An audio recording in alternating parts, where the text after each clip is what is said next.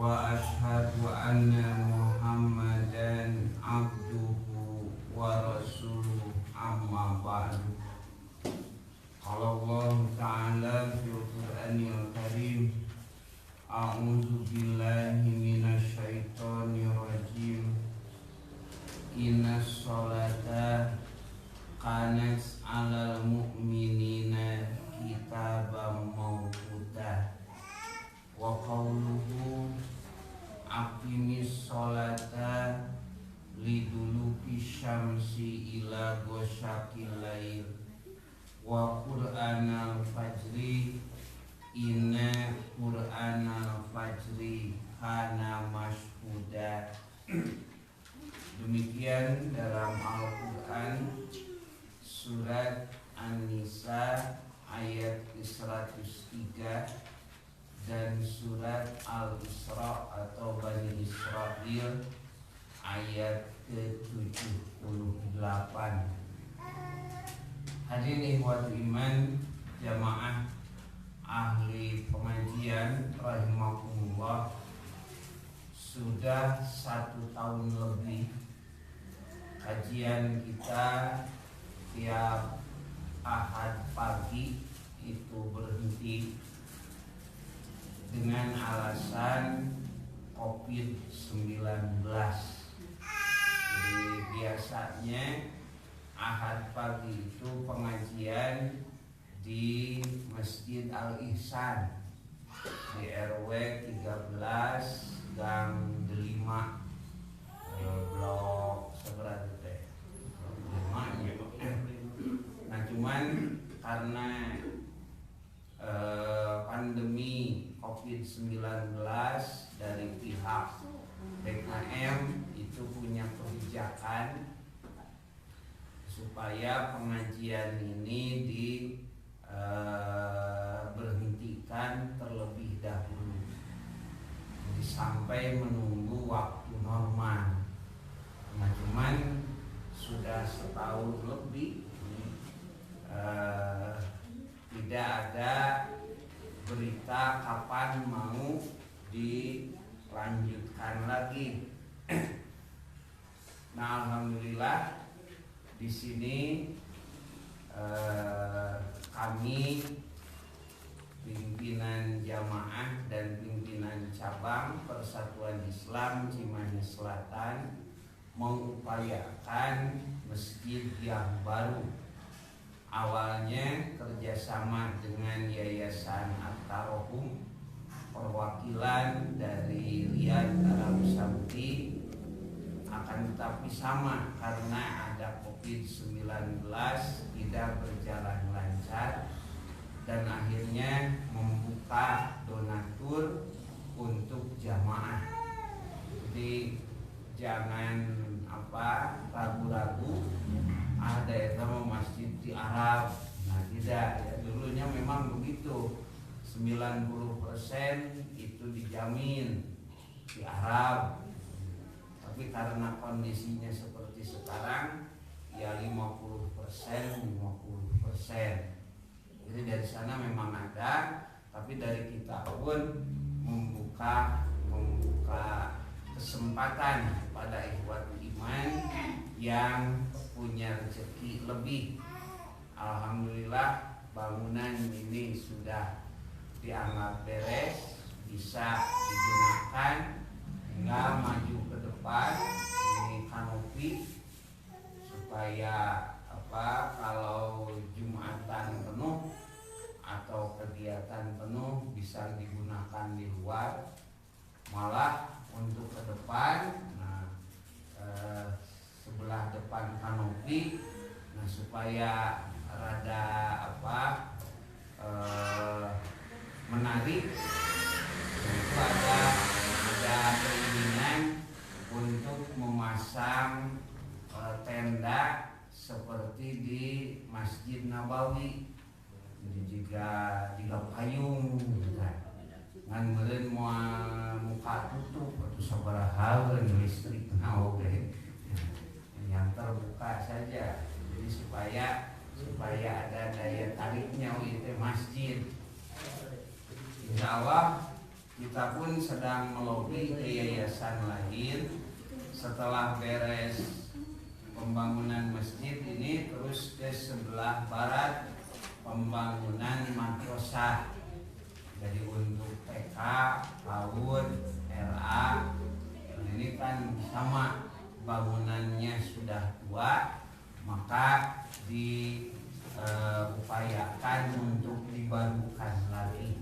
Nah, mudah-mudahan nanti ada donatur baik dari Arab ataupun dari jamaah kita.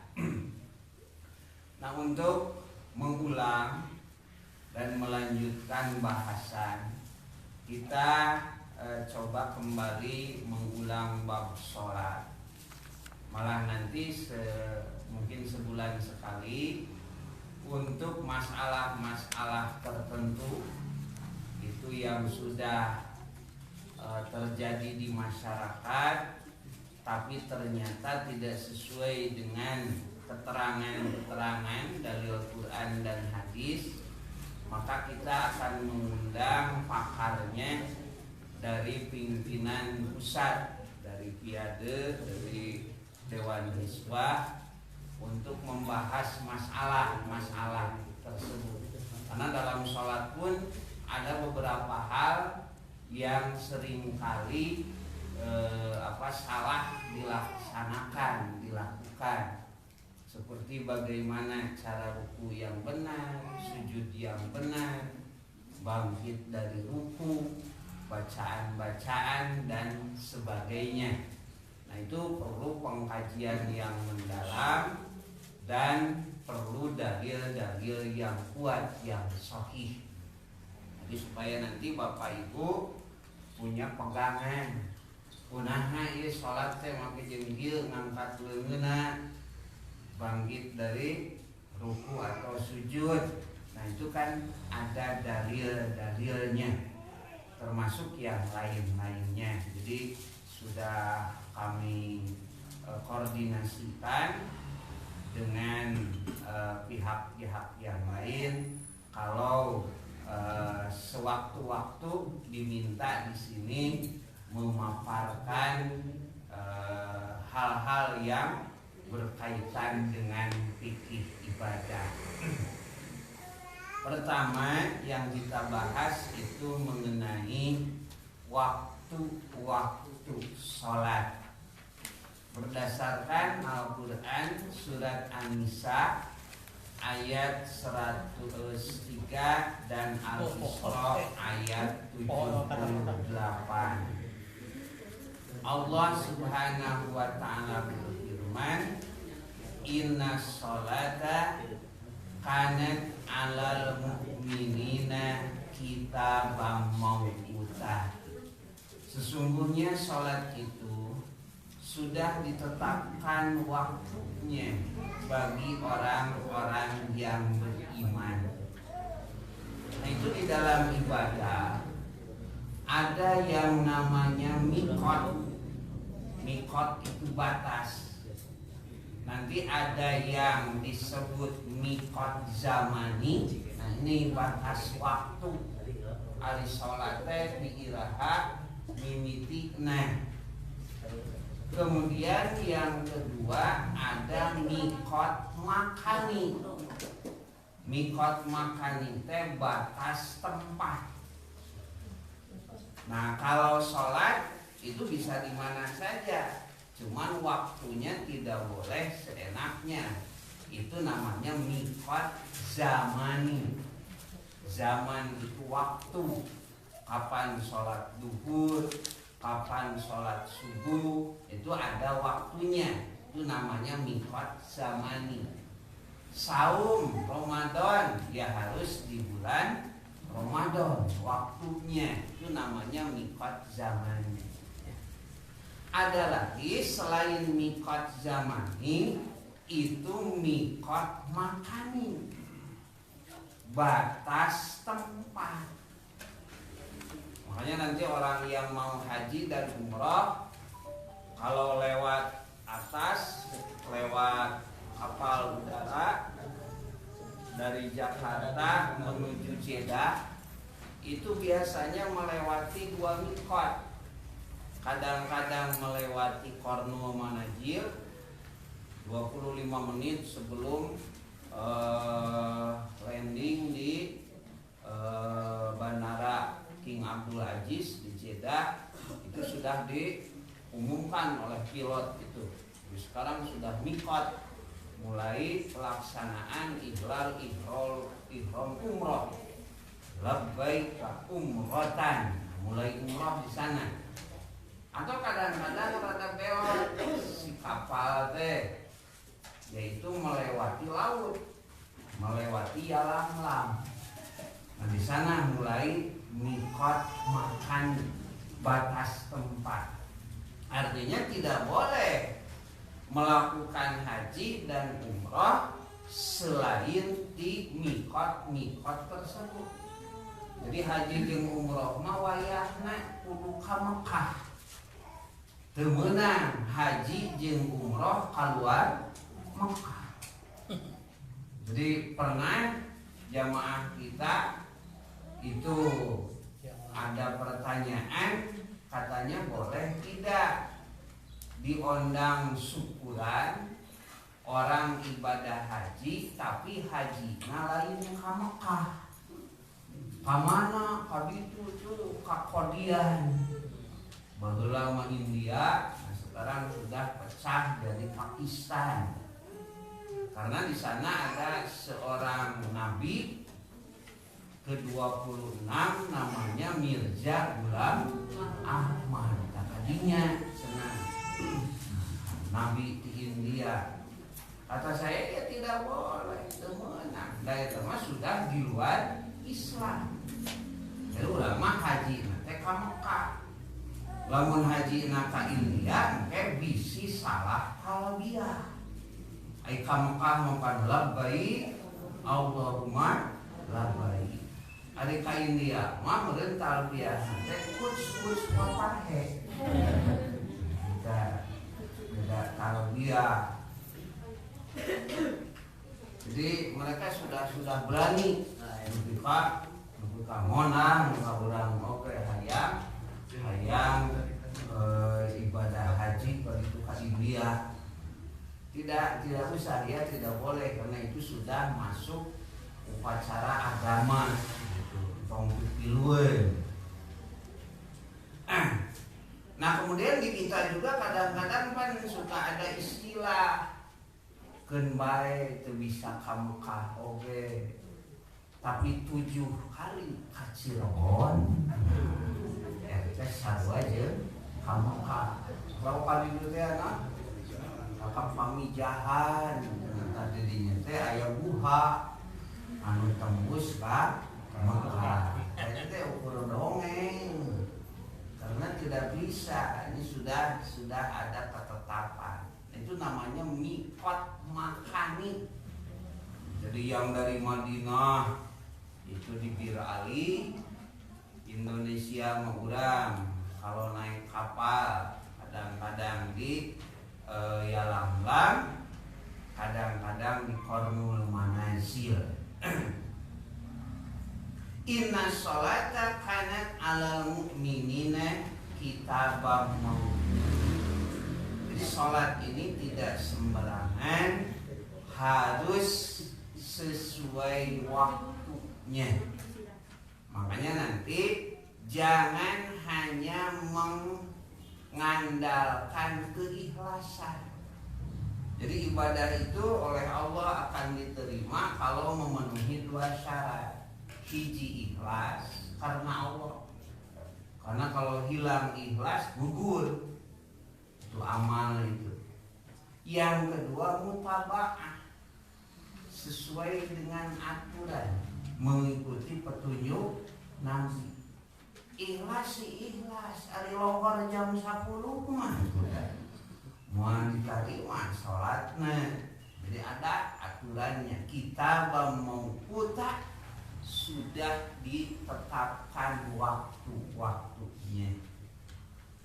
Kemudian dalam Al-Quran surat Al-Isra ayat ke-78, aqimis sholata liduluki syamsi dirikanlah sholat sejak matahari tergelincir ila ghosaqil laili, sampai gelapnya malam.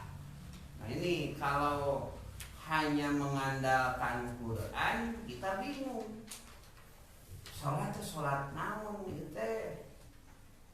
Dirikanlah sholat dari mulai tergelincir matahari. Oh, kayak sunnah dijelaskannya yaitu sholat duhur dan asar.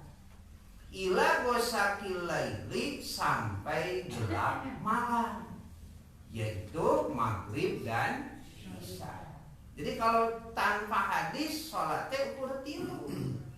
Matahari tergelincir, gelapnya malam, dan bacaan di waktu fajar. Wa Qur'anal fajri, dan dirikanlah pula sholat subuh. Kenapa sholat subuh disebut Qur'anal fajri, bacaan di waktu fajar, lituliha? Karena bacaan sholat subuh itu relatif lebih panjang dibanding dengan bacaan-bacaan sholat lain. Lamun maghrib, macawal asri, isya, watini, nah subuh tong balik dari kana ina atau enak.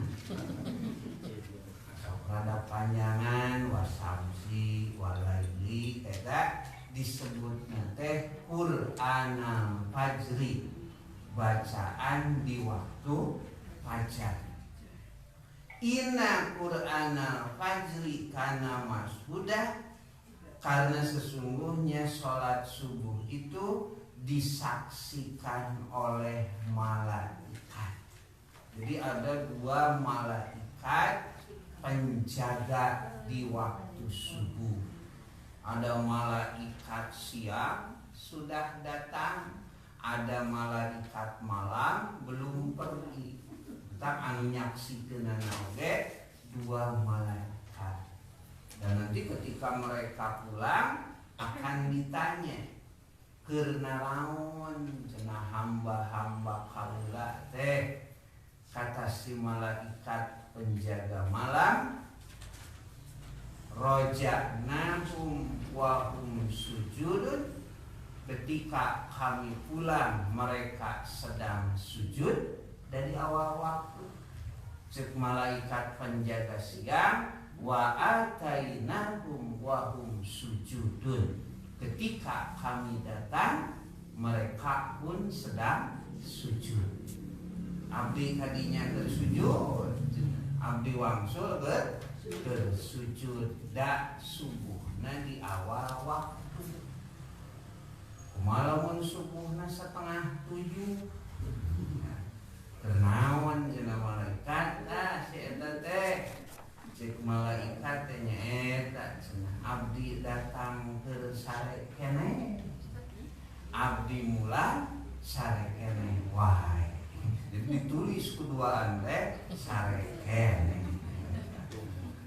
Nah, makanya sholat di awal waktu itu lebih utama. Komo sholat subuh mah kana mashuda, disaksikan oleh 2 malaikat.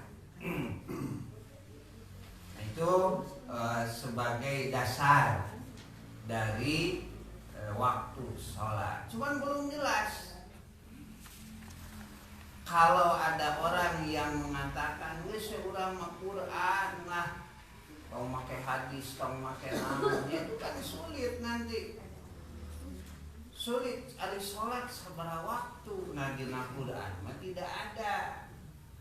Ukur li dulu bisamsi, tergelincir matahari, ghosaqil lail, gelapnya malam, Qurannya fajri, bacaan di waktu fajar ngantilu. Nah ternyata oleh sunnah Rasulullah Shallallahu Alaihi Wasallam menjelaskan sholat itu ada 5 waktu. Jadi ditafsirkan Al-Quran itu dengan as-sunnah. Pertama dalam hadis riwayat Imam Muslim. Nah, ini sebagai dasar bahwa sholat teh aya 5 waktu. Qala Nabi sallallahu alaihi wasallam, Nabi sallallahu alaihi wasallam bersabda, waktu duhri idza jalatis samsu. Waktu duhur itu apabila matahari tergelincir. Nah, bahasanya pun berbeda. Ari na Qur'an mah dulu liduluki samsi, ari na hadis mah zalat idza jalati samsu, apabila matahari tergelincir. Sampai kapan?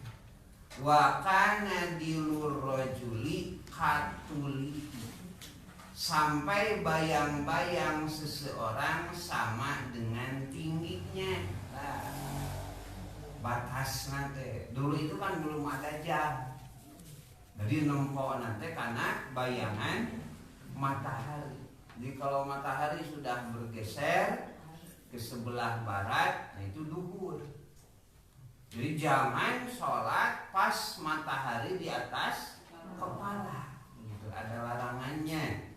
3 waktu sholat yang dilarang sholat dan dilarang menguburkan jenazah. Pertama ketika matahari terbit, jam 6. Kedua ketika matahari di atas kepala. Ketiga ketika matahari terbenam sebelum maghrib. Dan jadi harus telik karena waktu teh. Nah, sekarang alhamdulillah sudah ada jadwalnya. Oh ini mah lohor teh jam 11:50 kita menjumaahan. Anggap ini nama jam 12. Nah, sebenarnya bisa sekedap teuing pan ente mah telat atuh datangna. Jadi ini pangpanrina balik panggeulana. Kita ibadah haji, itu pangmahalna teh kitu, haji plus teh kitu. Ini panri balik jumaahannya gitu, ini panri balik itulah. Jadi jumaahan plus dan ada pukerihan haji plus encan jumaahan rada plus. Waktu duhri idza jalatis samsu. Waktu duhur itu apabila matahari tergelincir. Apabila matahari misalnya. Jadi ada, sampai sekarang kan juga masih ada ya yang mempraktekkan jam matahari. Jadi kupanon poe begitu. Wakanya dilur rajuli katuliki, sampai batas bayang seseorang itu sama dengan tingginya. Malam yahduril asru, selama belum datang asar. Nah, nepi kalinya nepi kajam 3. Boleh tidak sholat duhur 2:30? Boleh, da waktuna. Nah, waktu nanti aya awal waktu, aya tengah waktu, aya akhir waktu. Nu teu meunang mah ngahaja ngakhir waktu. Sakitu nyase. Ngadengi adan teh ukur rerenyagan we. Geus lohor deui wae. Bari teu kemana-mana. Cicing ngajentur. Dong asar, geus asar deui wae. Padahal lohor di acan. Nah, kan teu meunang aya kitu mah. Karena kesibukan tertentu, apalagi seperti seorang dokter yang harus mengoperasi pasiennya. Mau diantar begitu bahaya, maka dia mengorbankan awal waktu, maka itu tidak jadi masalah. Salila eta we tah nepi ka bayangan seseorang sama dengan dirinya. Jadi lamun 1,5 meter teh kalangkangna sarua 1,5 meter. Wa waqtul asri malam tasfaras syamsu. Waktu asar itu selama matahari belum menguning. Nah, komo asar mah ku Nabi diwanti-wanti. Lah ka bapak-bapak anu masih keneh sumanget digawe, heug aya pagawean anu ngagokan. Teh bagaimanapun pentingnya mending ditinggal bisi asar ka maghribat. Nabi mengatakan manfaat sholatul asri, siapa yang terlewat sholat asar lain moal erek ngan ieu nuan proyek atuh pibatieun geus nonton. Asar tereh bea rek nu mana ieu rek nu nu nonton atawa kajen asar kaburitan. Ya tentu untuk seorang mukmin dia sholat saja dulu asar. Keun da ari rezeki mah sudah ada ketentuan. Sanajan geus nonton ari lain rezeki nama moal beunah. Nah, sabab nu nonton teh aya dua. Hiji bisa ngagejlok, dua bisa ngelok deui. Hanas asar kaburitan proyek teh terjadi tuh kan 2 kali kan rugina. Maka salat we heula. Dan dalamunnya ieu rezeki urang moal kasaha?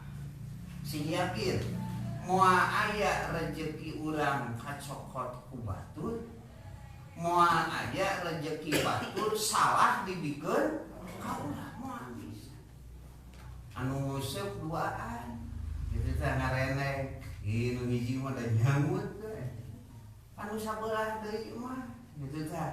Nah, cenah ieu teh lauk teh heuh da rezeki na meureun can kadinya. Nah itu jadi jangan takut tukang beas ngajajar, langan masing-masing we. Tukang daging di pasar teh henteu sugan parebut langan. Jadi sudah ditentukan. Tak lamun nepi ka kaburitan dan nemu proyek teh manfaat sholatul asri faka'annahu wutiro ahluhu wa man, seolah-olah dia terampok jika jalma anu kabegal seluruh harta dan anak istrinya. Padahal pan urang usaha teh keur maraban anak pamajikan. Salat asar kaburitan sarua we jeung kapalingan sagala rupa datang. Nah makanya walaupun ada akhir waktu entong di akhir-akhir teuing atuh begitu. Wa waqtul maghribi malam yagibi syafaq. Waktu maghrib itu selama syafaq senja belum terbenam, jadi senja merah. Wa waktu sholatil isya'i ila nisfil lailil ausat. Waktu isya itu sampai tengah malam. Kada eta sok aya anu ngajama isya jeung tahajud. Oke we jam 3 kan isya teh isya mah nepi ka tengah malam. Kapan tengah malam teh? Tengah siang.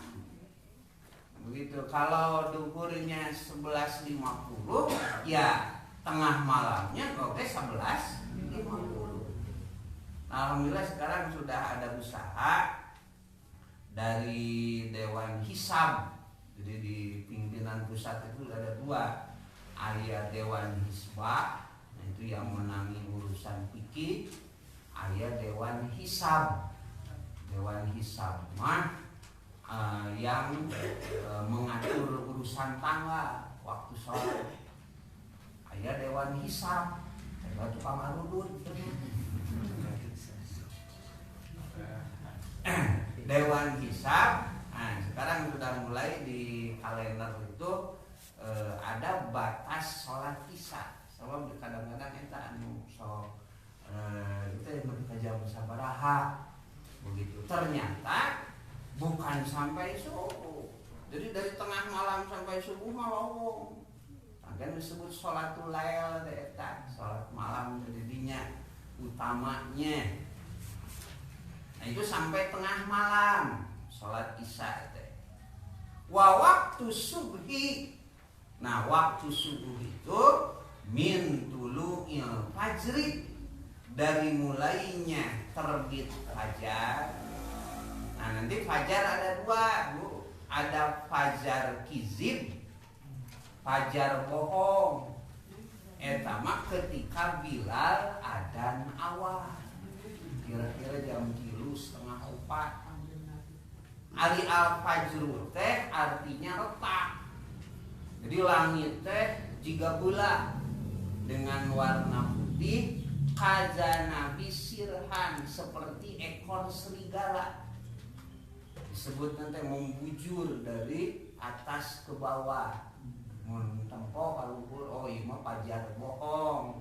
Jadi encan waktu subuh tapi sholat tahajud. Nah yang kedua ya fajar sidik. Nah ini yang dimaksud di sini. Itu mah melintang dari utara ke selatan. Kayu mah Ibnu Umi Maktum yang ada nate. Jadi Nabi punya muazin 2, hiji Bilal, 2 Ibnu Umi Maktum. Nah Bilal mati penting. Makanya untuk membedakannya ditambah taswib, as-sholatu khairun minan naum. Khairun teh lebih baik, akhyar begitu. Untuk nyarekan anu sare ya bapak-bapak, ibu-ibu, ari tahajud teh lebih baik daripada tidur. Ada ulah sakaganggu, eta senemu adin, maka jeung ngagoreng tidur lain ngagoreng tidur lebih baik.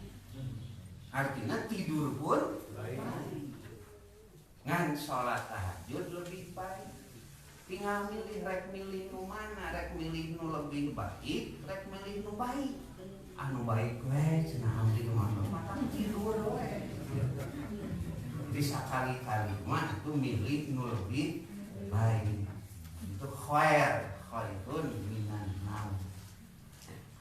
Malam tatlu syamsu, sebelum matahari terbit. Nah, nanti ku ahli hisab dihitung di jam sabaraha. Kalau dulu di sana di zaman Nabi karena memang sampai